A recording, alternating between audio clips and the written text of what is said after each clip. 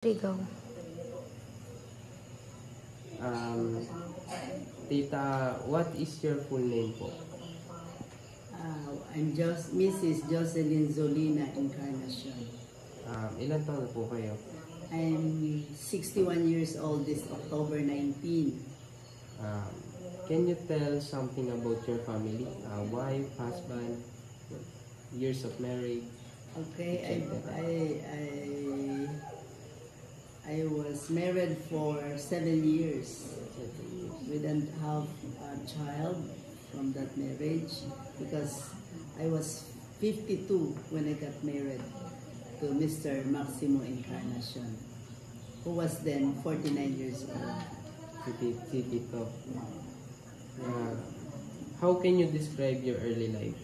It must include your experience as tita, tsaka culture, tradition, yung unforgettable memories niyo po during your early life. Kahit agad. I was born in General Santos City. I'm the second in the family of 9. And I was a former student of Mindanao State University High School. And we were achievers, scholars, most of us, of the 9 children. But we belong to a very poor family from South Cotabato. My mother was a vendor and my father was a farmer. During our early years, 6 of us were schooling because the 3 children out of the 9 children were very late. Almost 7 years ang gap to the youngest, who is now a teacher. All of us, the 9 children, finished college education, despite of the fact that we came from a very poor family, particularly in Simbo, Tupi, South Cotabato. Describing the culture by the time, being a farmer, most of those parents living in the barrio were not interested in sending their children in school. The reason was because they don't have money. However, our parents have a different thinking, different idea about education. For as long as all the children were enrolled in a public school, there were no tuition fees. For as long as we have our food for the whole week, we survived. From Sunday, we're going to the boarding house. Then Friday afternoon, we were in our farm. Then we help on Saturdays, and on Sundays we're going back to the city where we were studying. We survived those education because of the motivation of our parents.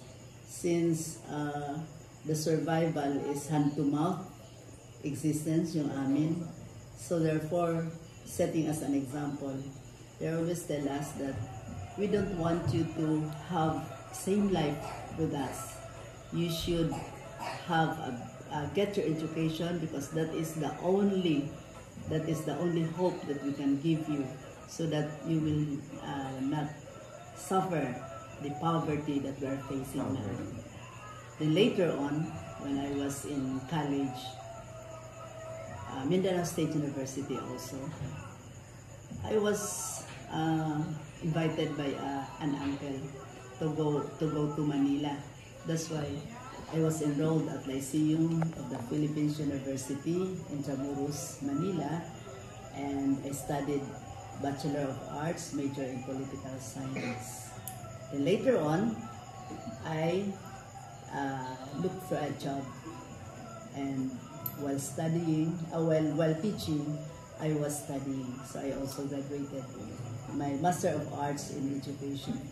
At the same time, prior to the Master of Arts in Education, I took up Bachelor of Laws for 2 years, LLB. But later on, I decided to finish the Master of Arts. Presently, I am a teacher 3 in the public school, and hoping 5 months from now, I'll be a master teacher in the public school. Sinasabi, tita, ano daw po tita yung parang na-experience nyo, parang naging hadlang, or yung mga naging hadlang during your education, tita?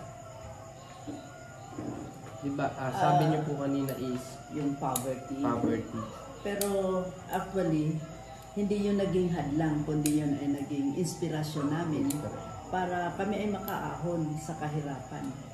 Kung tiningnan namin na kami lang ay talagang mahirap, so siguro hindi kami makaapak ng mga malalaking university. Kasi although sabi ko nga, nakapag-enroll ako sa Lyceum of the Philippines University as a working student. Kumbaga, nagtatrabaho ka habang nag-aaral ka. So, yun ang umpisa. Then later on, nagtulungan na kami magkakapatid in the whole family. Lahat magtapos. Bukod tita sa nakuha niyo po yung inyong diploma, nakapagtapos sa tertiary education, ano po yung ibang unforgettable or remarkable stories na na-experience nyo? Yung unforgettable story ay una, sabihin natin sa kay Jose Rizal, my first sorrow was when my brother, the eldest brother, became an ambush victim and he died 1981. Then later on, 1989, my father was also shot dead. That was my 1989. That was my second sorrow. And the third sorrow, of course, was when another brother next to me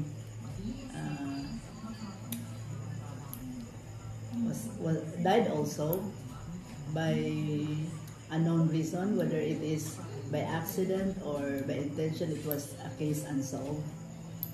Which is also a burden to the whole members of the family. Kasi yung hinihanap po na hustisya, parang mahirap hagilapin.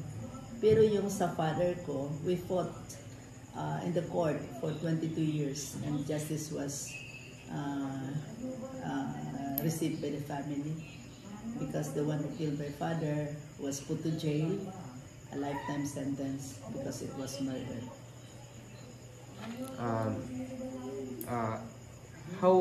Tita, how can you compare your life through the context of Rizal's life? Very different.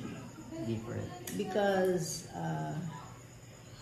Rizal's life was all about heroism, fighting for Philippine independence, and in fact, Rizal belonged to a well-to-do family during that time, being the son of Don and Doña Chidora Alonso and Don Francisco Rizal Mercado. Whereas on our part, we were free. We can do what we want. Unlike before na we were induced, we were idiots. And we were deprived of education. The Filipinos were deprived of education by that time. In fact, if Jose Rizal was not very, had a very strong personality, I could not have traveled abroad or have a very good education. In our part, we were fighting against poverty. Kasi sabi nga, walang nakagapos sa kahirapan. May dalawang kamay, may dalawang paa. Sa diskarte mo na yun kung paano mo ma-overcome yung poverty. Kasabihan nga, yung hindi mo kasalanan na ikaw ay ipinanganak na mahirap, pero ang malaking kasalanan mo kung ikaw ay tumanda at mamatay na mahirap pa rin. Wala kang ginawa para mabago ang iyong tadhana. Ngayon tita, sinasabi dito, ano daw po yung mga natutunan natin sa buhay, natutunan nyo sa buhay ni Rizal na magre-reflect into your life?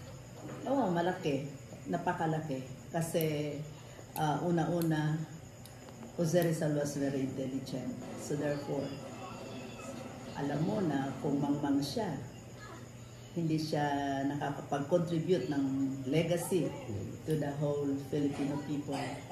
And as for me, personally, if I did not study hard, I did not strive hard, one of those teachings na sabi ko to ni Jose Rizal, sabi niya, to the great women of Malolos, sabi niya, na ano lang, by context, sabi mo nga, sabi niya, huwag kang manatili na magpaganda ng magpaganda lang.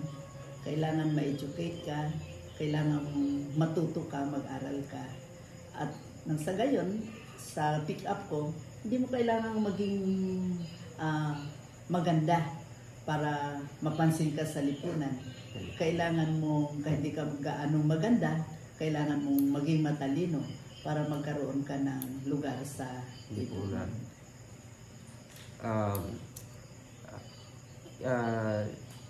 Share some wisdom that you can share with the youths of today. Some advice to the present generation in terms of life, education, and career sa mga kabataan yan tulad ko. Oo. Sabihin na natin quote from quote, according to Jose Rizal, ang kabataan ang pag-asa ng ating bayan. The youth is the hope of our fatherland. So, if ever na itong mga kabataan ngayon ay hindi magkaroon ng magandang pundasyon, so madali kang sumuko kasi hindi naman pahirap ng hindi madali ang buhay ngayon, pahirap ng pahirap. So kailangan mo talagang magkaroon ka ng motivation sa sarili mo na go straight kung ano yung dream mo. At sabi nga natin, pag may kasabihan tayong there's no glory without sacrifice. Actually, yun lagi ang sinasabi ko sa sarili ko. There's no glory without sacrifice. Na kailangan mo talagang magtiyaga, pagsumikapan, at para makuha mo yung pangarap. Ang sabi ng isang, yun din ang formula of success ko.